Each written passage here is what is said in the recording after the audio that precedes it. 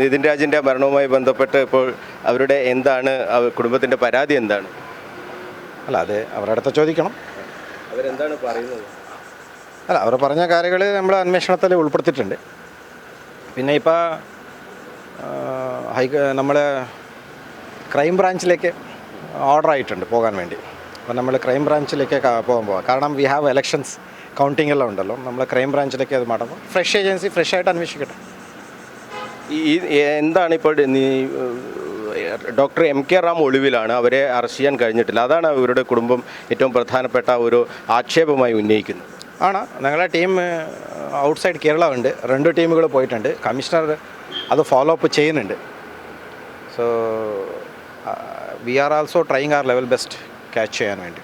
ഇപ്പോൾ ഈ ക്രൈം ബ്രാഞ്ചിന് അന്വേഷണം വിട്ടല്ലോ, അത് പോലീസിൻ്റെ ഒരു ആവശ്യപ്രകാരമാണോ കുടുംബത്തിൻ്റെ ആവശ്യപ്രകാരമാണോ? അല്ല, ഇത് നമ്മുടെ അഡ്മിനിസ്ട്രേറ്റീവ് ഡിസിഷനാണ് ഇപ്പോൾ DG അദ്ദേഹം എടുത്തിരിക്കുന്നത്. ഇതിൽ അങ്ങനെ ഒരു കോംപ്ലിക്കേറ്റഡ് ആയുള്ള അന്വേഷണത്തിലേക്ക് പോകേണ്ട എന്തെങ്കിലും കാര്യങ്ങളുണ്ടോ? എന്താണ് ഈ ഒരു ആത്മഹത്യാ പ്രേരണ, ഈ ഡോക്ടർ എം കെ റാമിൻ്റെ ജാതി അധിക്ഷേപം, ഇതൊക്കെയാണല്ലോ ആക്ഷേപം. ആ ഏങ്കിളിന് അപ്പുറത്തേക്ക് എന്തെങ്കിലും കാര്യങ്ങൾ ഇതിലുണ്ടോ? ഇവിടെ എന്ത് ചോദ്യം വന്നാലും അതൊക്കെ മറുപടി കണ്ടുപിടിക്കേണ്ടതാണ് ഇൻവെസ്റ്റിഗേഷൻ ടീം. ഇപ്പം നമ്മൾ സത്യം പറഞ്ഞാൽ election bandobast, counting day bandobast Kannur താങ്കൾ എല്ലാവർക്കും അറിയാം എത്രമാത്രം സെൻസിറ്റീവ് ആണെന്ന് പറഞ്ഞു. ഞങ്ങൾ ആ ആംഗിളിൽ നോക്കിക്കൊണ്ടിരിക്കുമ്പോൾ ഒരു ഇൻവെസ്റ്റിഗേറ്റീവ് ഏജൻസി ഇൻഡിപെൻഡൻ്റ് ആയിട്ട് നിങ്ങൾ ചോദിച്ച എല്ലാ ആംഗിളിലും വെച്ചിട്ട് അന്വേഷണത്തിൽ മുന്നോട്ട് പോകട്ടെ എന്ന് പറഞ്ഞതായിരിക്കാം administrative decision. As well as ഞങ്ങളുടെ ഭാഗത്തുള്ള നമ്മൾ മാക്സിമം ഞങ്ങളുടെ കാര്യങ്ങളെല്ലാം ഞങ്ങൾ ചെയ്ത് അവർക്ക് ഹാൻഡ് ഓവർ ചെയ്യാൻ വേണ്ടിയുള്ള പ്രോസസ്സിലാണ്. പോലീസിനെതിരെ പോലീസ് കൃത്യമായി അന്വേഷിക്കുന്നില്ല എന്നൊക്കെയുള്ളൊരു പരാതി ഉണ്ടല്ലോ, അതിന് പോലീസിൻ്റെ മറുപടി എന്താ? അല്ല, നമ്മൾ ഏത് കേസ് വന്നാലും വളരെ കൃത്യമായിട്ട് നിയമം വെച്ചിട്ട് ഞങ്ങൾ എപ്പോഴും മുന്നോട്ട് പോകാറുണ്ട്. ചില സമയത്ത് പല ആളുകൾ പലത് പറയും, അത് അവരെ ഒരു മിസ്കമ്മ്യൂണിക്കേഷൻ ആയിരിക്കാം. ഞങ്ങളുടെ ഭാഗത്തിൽ വന്നിട്ട് ചോദിച്ചപ്പോൾ what ever we have done ഞങ്ങളത് പറയാൻ എപ്പോഴും തയ്യാറാണ്. അപ്പം ഞങ്ങളുടെ ഭാഗത്തിൽ അങ്ങനത്തെ ഒരു വീഴ്ച ഒരിക്കലും സംഭവിക്കാൻ ഞങ്ങൾ ആരും സമ്മതിക്കത്തില്ല.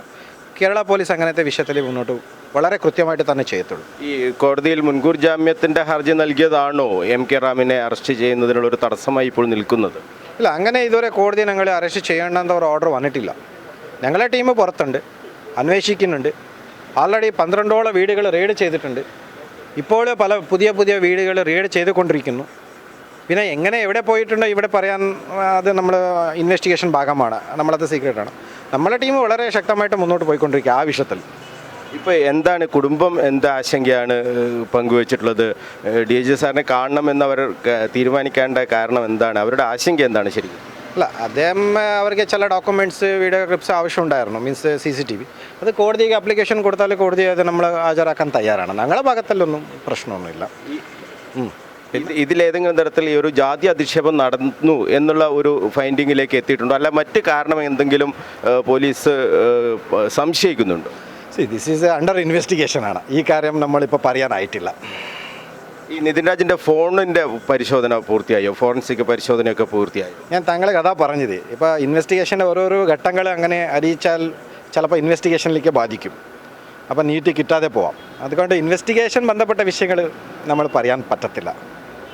തുടർന്ന് അങ്ങോട്ട് ക്രൈംബ്രാഞ്ചിലേക്ക് പോകുമ്പോൾ ഈ കേസിൻ്റെ കാര്യങ്ങളൊക്കെ കൈമാറി കഴിഞ്ഞോ? ക്രൈംബ്രാഞ്ചിൻ്റെ അന്വേഷണം ആരംഭിച്ചു കഴിഞ്ഞോ, അല്ല ഇപ്പോഴും പോലീസ് തന്നെയാണോ അന്വേഷിക്കുന്നത്? ബേസിക്കലി പോലീസാണ് ഇപ്പോൾ ഉള്ളത്. ഞങ്ങൾ ഹാൻഡ് ഓവർ ചെയ്യാൻ വേണ്ടിയുള്ള പ്രിപ്പറേഷനിലാണ് ഉള്ളത്. ഓർഡർ ആയിട്ടുണ്ടല്ലോ ഇന്നലെ, നമ്മൾ ഹാൻഡ് ഓവർ ഇനി അടുത്ത ദിവസങ്ങളിൽ ചെയ്യും.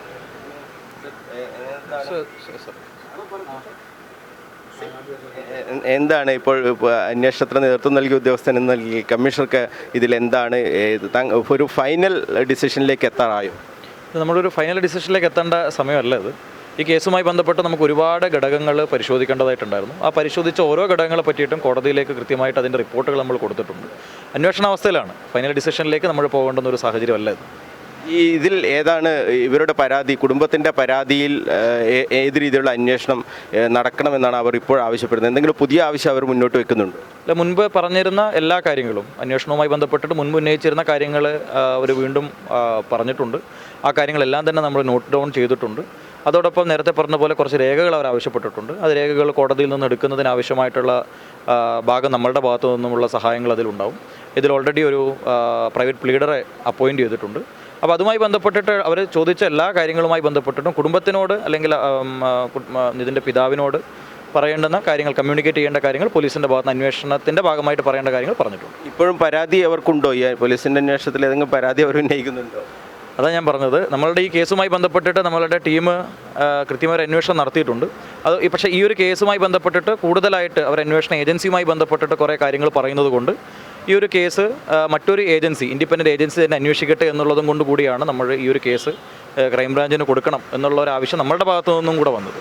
തീർച്ചയായിട്ടും അത്തരത്തിലൊരു ഇൻഡിപെൻഡൻ്റ് ആയിട്ടുള്ള എൻക്വയറിയും കൂടെ നടത്തുന്നത് ഫാമിലി ആ രീതിയിൽ ആഗ്രഹിക്കുന്നുണ്ടെങ്കിൽ അത് ആ രീതിയിലും കൂടെ അവർ കാര്യങ്ങൾ മനസ്സിലാക്കുന്നതിന് വേണ്ടിയിട്ട് തയ്യാറാവട്ടെ എന്നുള്ളത് കൊണ്ടും കൂടിയാണ് നമ്മൾ റെക്കമെൻഡേഷൻസ് DG സാറിന് കൊടുത്തത്. അതിൻ്റെ ഭാഗമായിട്ടും കൂടിയാണ് ഓർഡർ വന്നിട്ടുള്ളത്. MK റാമിനെ ഒളി സങ്കേതം എവിടെയാണെന്ന് കണ്ടെത്താൻ കഴിയാത്തതാണ് പ്രശ്നം. അത് അതിൻ്റെ ഒരു ഓപ്പറേഷനുമായി ബന്ധപ്പെട്ടിട്ടുള്ള കാര്യങ്ങളാണ്. ഞാൻ ആ വിഷയങ്ങളിലേക്ക് സെർച്ചുമായി ബന്ധപ്പെട്ട കാര്യങ്ങളായതുകൊണ്ട് ഇപ്പോൾ കിടക്കുന്നില്ല. പക്ഷേ ഈ കേസുമായി ബന്ധപ്പെട്ടിട്ട് മുഴുവനായിട്ടുള്ള ഫൈൻഡിങ്സ് നമ്മൾ കോടതിയെ കൃത്യമായിട്ട് അറിയിച്ചിട്ടുണ്ട്. ആയതുമായി ബന്ധപ്പെട്ടിട്ടുള്ള ഫൈൻഡിങ്സ് ഇതുവരെ നമുക്ക് കിട്ടിയ വിവിധങ്ങളായിട്ടുള്ള തെളിവുകളെല്ലാം തന്നെ നമ്മൾ കോടതിയിൽ കൊടുത്തിട്ടുണ്ട്. ഈ ഫോൺ പരിശോധന പൂർത്തിയായോ?